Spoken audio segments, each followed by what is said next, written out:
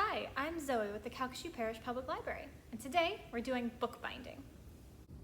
To do this bookbinding today, you'll need 4 pages of normal printer paper, some thick thread like an embroidery thread, some thicker sewing needles. These are tapestry needles, but any larger sewing needle will do, a pencil, some scissors, you'll want a ruler, and you'll need a thumbtack.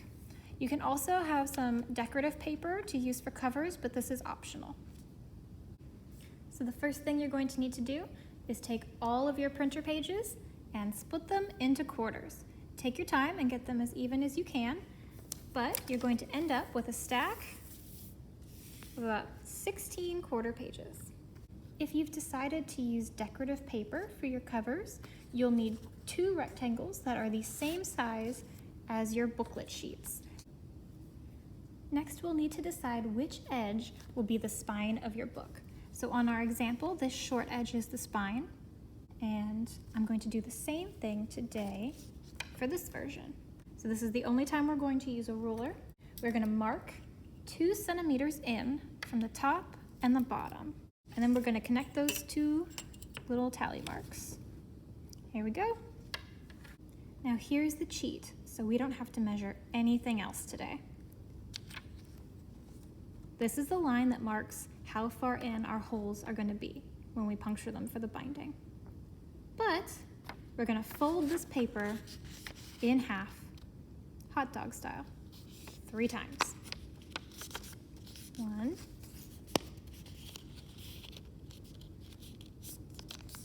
2, once more,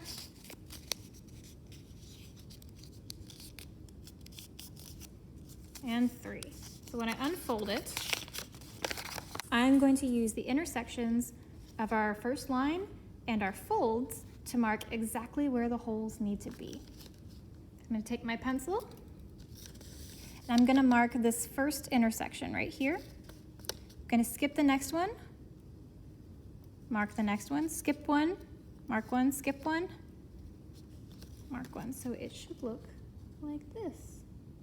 So this first folded paper, this is our template, it's our guide sheet. It will not end up in the actual book. So I've poked the holes in our guide sheet, and we're going to line this sheet up with every other page of our book so we don't have to mark on those pages. Now, we're using the thumbtack for this, and we don't want our fingers to get in the way. An easy trick is to take a scrap of fabric that you're not doing anything with, and this will protect both your table and your fingers. I'm going to put just a couple pages on here, line up my guide sheet, and then I'm going to poke holes down through each of these. My fingers are out of the way, and it won't go all the way through to the table. But if I pick it up, I've got these holes. So I'm going to do this with my whole stack. And I'm just going to do a couple of pages at a time, because the more you try to do at a time, the messier it is, and if my holes are too messy, my pages won't line up straight in my final booklet. Okay. If you're using decorative pages for the covers, don't forget to poke holes in those too. Face one of them towards the back, so that can be your back cover. So I've poked holes in all of my pages. Since I started with 16 and used one as a guide sheet, my final book is going to have 15 pages. But before we keep going, I want to show you something. Because this system, this method, is based on proportions instead of measurements, it scales really well. This quarter sheet with 2 centimeters in, folding it like this, we're going to get a book this size. But we can also do even smaller books with the same method. This was the guide sheet for this size. This was the guide sheet for this size. So without measuring, you can make a book as large or as small as you want. Once you've poked holes in all your pages and your cover, you're going to stack it up as neatly as possible. Pop the covers on each end. Okay. And then we're ready to start sewing. I'm actually doing 2 different versions for you today, so I have twice as many materials. We're going to start with the simplified binding. For this, we're going to bind each hole separately. So you'll need 4 separate pieces of string, and you'll want a pretty long one because you'd rather have more string than run out too early. For this, I want to try to hide my knots on the inside of the book. So when we start binding, we're going to lift up, and this is the spine side. We're going to lift up and we're going to go in through the middle. And you can do a couple pages at a time. Don't use force, just kind of gently thread it through. I'm going to come out through the cover, and I'm going to make sure to leave this tail because I need something to tie my knot later. So I'm going to leave this tail off to the side. Got a decent amount of string here, and I'm going to go lift up the whole book now through this same hole, but I'm going to go all the way through.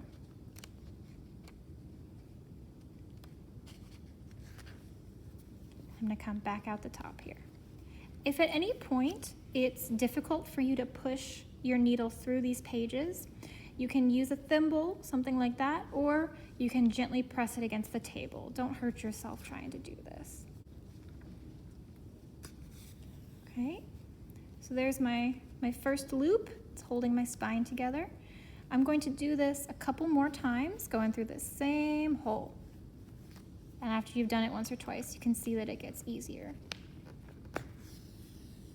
All right, so I have this particular one looped 3 times around the spine, but now I need to tie it off. So if you remember, we went in through the middle. Now we're gonna go in through the bottom, but end in the middle. And this can take a couple tries, but you can also open your book a little bit like this so you can see that stitch. I'm gonna go in from the bottom, and when my needle gets in the middle like this, I'm going to pull it out here. And take your time. Okay. So you can see I have both of my ends in the middle here. I can take the needle off of this thread. I don't need that anymore. I'm just gonna hold these tight, and we're gonna tie these strings together. So our first section, our first hole is completely bound. I'm gonna cut these tails off and leave just a little bit. So like this. And when you open it in the middle, it's gonna look like that, but if you're on any other page, it'll look like a normal binding. We're going to do the exact same thing to all the other holes. So here's 2, here's 3, and here's number 4. So our simple bookbinding project is done. The spine feels pretty sturdy, and if you open it up, you can see all 4 knots in the middle. This book is ready to use.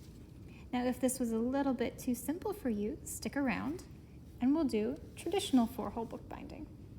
Traditional 4-hole bookbinding is a little bit more complicated. The entire binding is done with one long piece of string, so we're going to need some thread that's about 5 times the height of our book.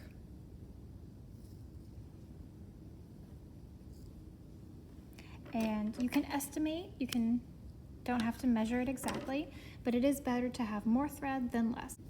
I'm also going to turn the spine towards me.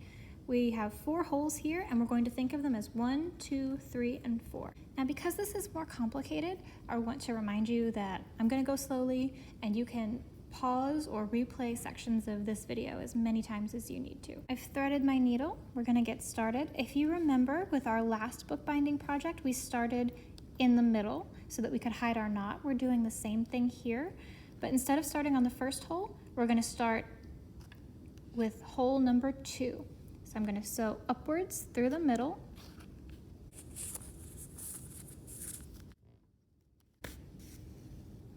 Okay. And I'm going to leave a pretty long tail, maybe 5 inches. And I'm just going to tuck that in up here so it's sticking out of the top and it's not in our way. All right. Now that we're up here, I'm going to loop around the spine. And I'm going to go through hole 2 again, all the way back through.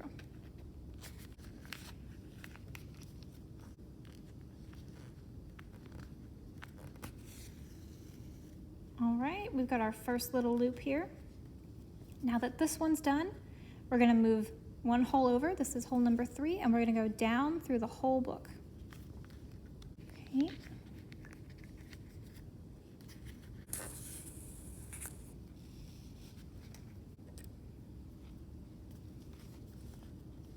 By going down hole 3, I get this nice little horizontal line here.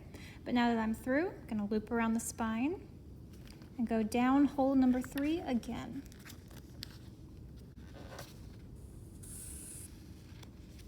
All right, this way I've got another one of these clean little spine loops.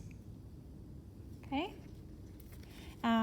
just like before, I'm going to move over one hole, and we're going to go up the 4th one.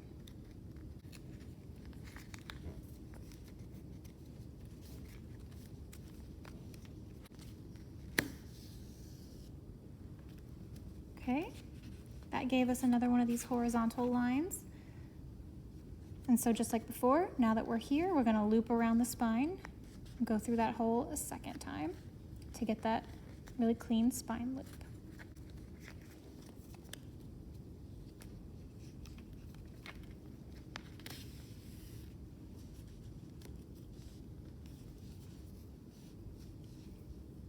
Here we go. And I can kind of straighten it up as I go, tighten some of them along the way. But now that I'm here, instead of going back, I'm going to go up through this hole one more time, and I'm going to bring this over so that my loop will hold this bit of the spine together.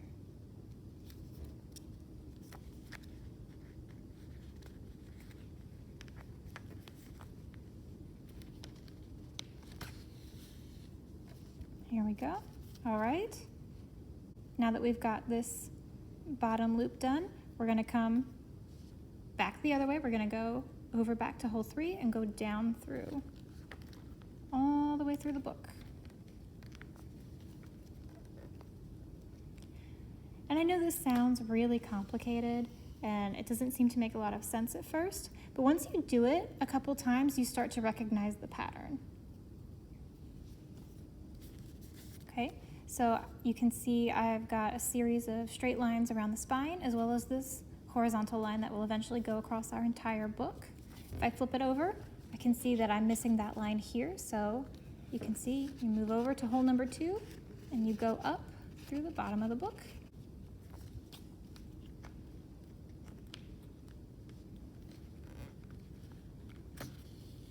Okay, so the whole lower half of our book is done. Just a few more steps and it'll be entirely finished. All right, now we're gonna move over one and go down this first hole. All right. Since we've just done a horizontal line, you can guess that our next step is to sew around the spine and go through that hole again.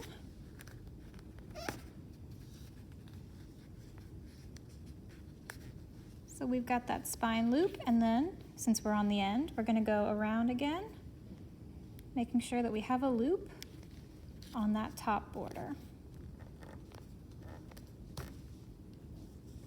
Okay, if we're looking at it now, you can see only one spot is missing. So we're going to go up through this hole, but remember we're going to need to tie it off. So I'm going to open the book up to the middle where this tail is sticking out, and I'm only going to go up through this hole to that section of the book. And so it helps to go at a little bit of an angle. So I've got my needle right here. Here's my tail. And I'm going to tie these together. I'm just going to do a little double knot. It doesn't have to be anything fancy. Now my tails are really long, so I'm going to trim them just a little bit. And our book is completely done. And the more practice you get, you'll start to recognize this pattern. You won't even have to keep watching the video or looking at diagrams. When you open it up, the book is really clean, it looks nice, and you only have one little knot here in the middle. This book is ready to use. And also, the more you do it, the better you'll get at lining up all your edges perfectly, lining up all the holes perfectly. All right. So these are both of our finished books. I love doing these little bookbinding projects, and if you enjoyed it too, check back every week for more adult arts and crafts.